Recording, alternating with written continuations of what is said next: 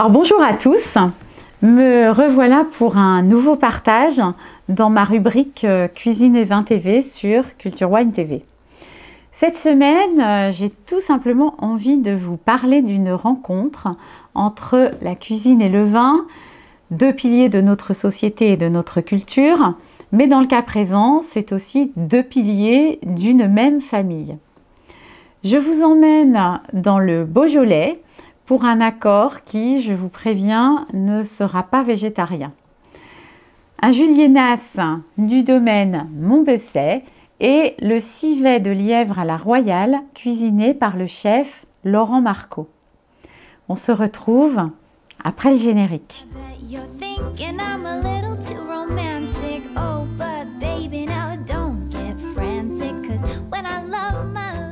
Alors avant de zoomer sur ce juliénas, quelques généralités sur les vins du Beaujolais vous seront peut-être utiles. Le vignoble du Beaujolais, il se situe dans le prolongement de la Bourgogne, au sud, entre Mâcon et Lyon. Il couvre 13 500 hectares de vignes, presque intégralement plantés avec le cépage Gamay. Alors ce territoire, il revendique 12 appellations d'origine contrôlée, 2 sont régionales, les appellations Beaujolais et Beaujolais Village, et puis 10 sont des AOC communales et sont ce que l'on nomme les 10 crus du Beaujolais.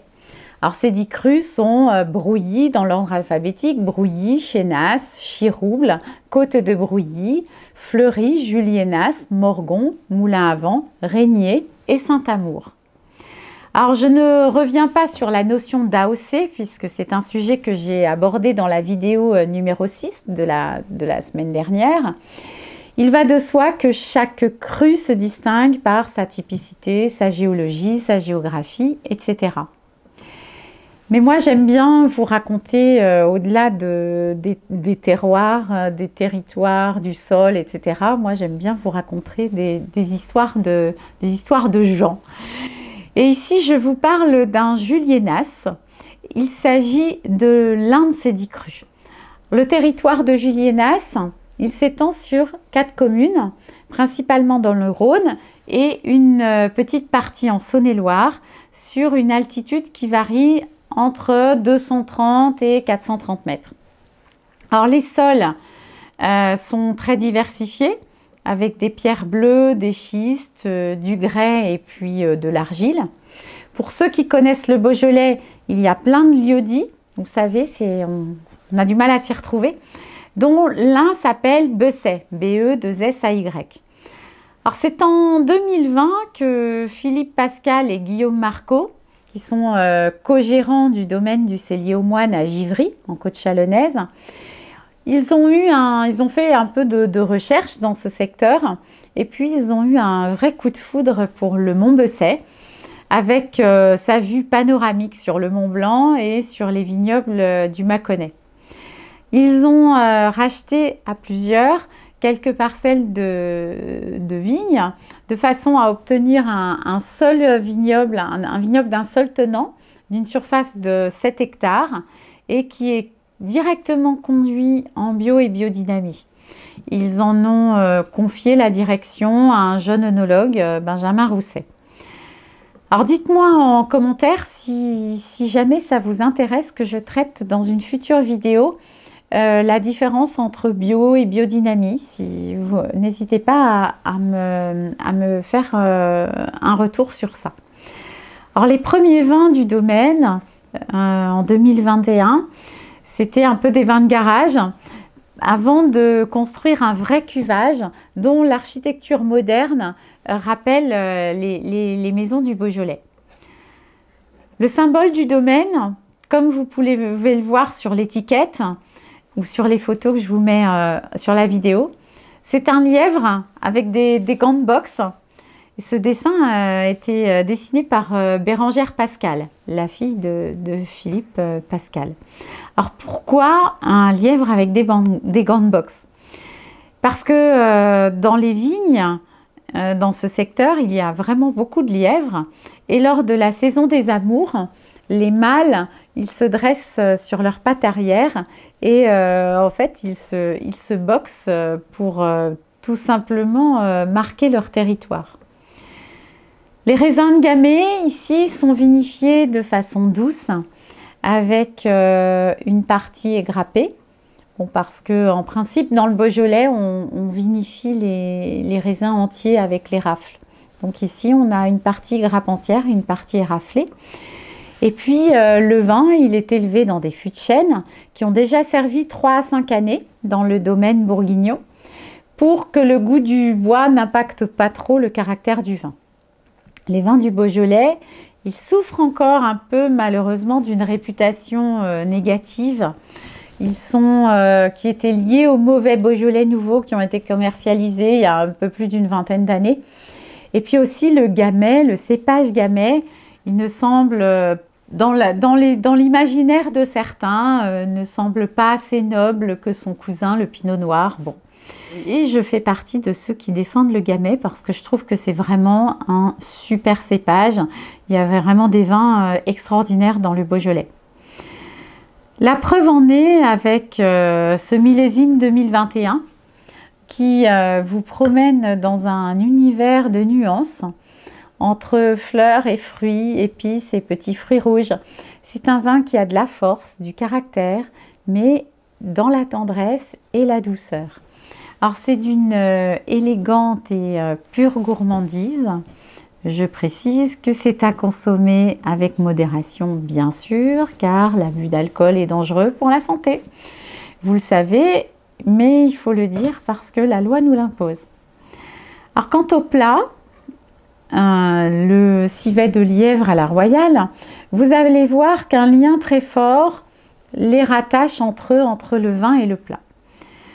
Alors tout d'abord, bon, il s'agit d'un lièvre qui sera cuisiné. Si vous êtes végétarien, vous pouvez arrêter la vidéo maintenant. Et ensuite, c'est parce que le cuisinier a vraiment son importance dans ce cas présent. Il s'agit de Laurent Marcot. C'est le père de Guillaume Marcot, qui, je le précise à nouveau, est œnologue et co-gérant du domaine. Alors Laurent, le père, c'est vraiment lui aussi un personnage.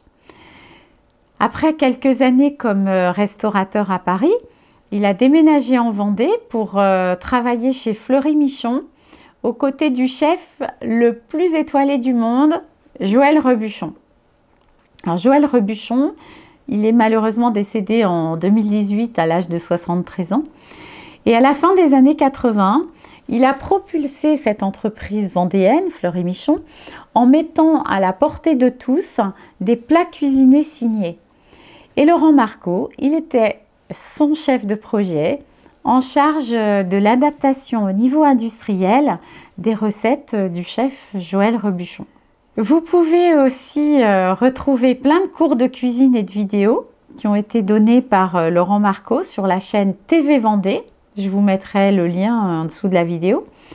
Et puis, je vous dis à cet endroit, ne songez pas à vous mettre au régime, hein. Alors, Laurent Marcot, il aime cuisiner. Il a vraiment consacré toute sa vie à la cuisine. Et ses enfants ont beaucoup appris de lui. Je pense que c'était vraiment sa mission divine sur cette terre. Il a ici cuisiné pour la Paulée des Vendanges, qui, je rappelle, c'est le repas de fin de vendange. Je vous glisse quelques extraits de sa préparation qui ont été filmés par son entourage en vue de cette vidéo. Je leur avais demandé et puis je les remercie d'ailleurs parce que je ne pouvais pas toujours être là pour filmer les étapes de la préparation. Donc là on démarre le civet de lièvre à la royale et d'abord la première chose à faire c'est de faire flamber le vin pour enlever toute l'acidité et les mauvaises odeurs et garder que le bon goût du vin. Donc le jus de cuisson du lièvre qu'on a pris soin de bien filtrer, on l'a fait réduire facilement de 2/3, vous voyez, regardez, elle est bien concentrée. Et maintenant, j'ai détendu du sang avec un petit peu de sauce, en faisant attention surtout de ne pas faire coaguler le sang. Hein. Et le sang, on va le mettre dans la sauce chaude, et surtout maintenant, ce qui est très important, c'est de cuire le sang à température maximum 72 degrés. Donc le sang ne doit plus du tout bouillir maintenant. Hein. Et là, maintenant, on va le laisser épaissir. C'est lui qui va donner toute la rondeur à la sauce, vous voyez ce que je veux dire. Et au dernier moment, je vais venir faire lier cette sauce avec un petit peu de chocolat noir, ce qui va lui donner toute l'onctuosité et la finesse en fond de bouche. Et au dernier moment, on viendra mettre un petit verre de vin rouge pour vraiment ramener la fraîcheur du vin dans la sauce, mais au dernier moment. 20 grammes de foie gras en plein milieu, comme ça.